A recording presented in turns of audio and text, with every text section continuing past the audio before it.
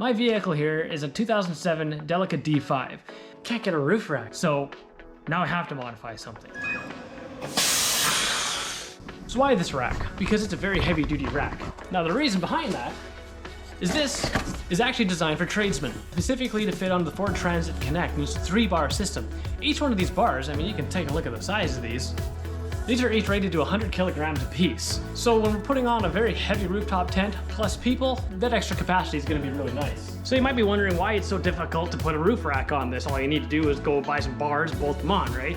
This isn't the same as D3 and the D4. The L300 and the L400 both use a gutter system, which meant you could go out and buy some universal gutter mount racks and they would just fit. With the D5, Mitsubishi changed the design a little bit and they moved the gutter inboard onto the roof, like most modern cars. So what most manufacturers have done is they've put some mounts underneath this piece of plastic here. So if I lift up the plastic here, you can kind of get an idea what this mount looks like. But this is no longer standardized type thing. So every manufacturer has their own idea of how they want to do it on each individual car. Meaning, there's no other vehicle in North America that uses this kind of mount, so there's no North American equivalent that you can buy.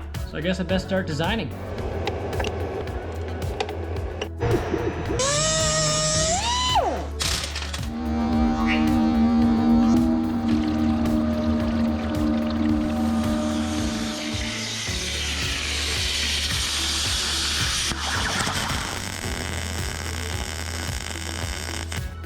This is what I came up with, and then I threw it away.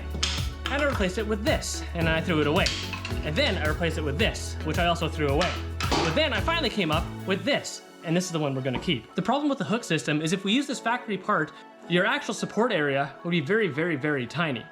And honestly, I've actually looked at some of the other racks that are available and it looks like that's how they fit too. So I wanted to try to do something that would support a little bit better because we are gonna be putting a lot of weight on this roof with the 4-man RTT. So the new piece is much wider and designed to span the entire rain gutter. This way we're putting the force on the inside and the outside of the gutter, picking up on the strongest sections of the rain gutter and minimizing any risk to the roof itself. So the part is designed to pick up on the original locating pins on the Rhino rack foot itself. And then all we need to do is take one of the little brackets that we plasma cut out and slide it in place. We put the nuts on the top, tighten it down, and that holds everything nice and firm. I've already test fit a couple on there with Susan, and we know it's all good. All that's left is to install the other two. And there we have it. We've got 3 racks mounted on the roof, and this van is ready for the rooftop tent. There's pretty much no play in these. It's nice and solid.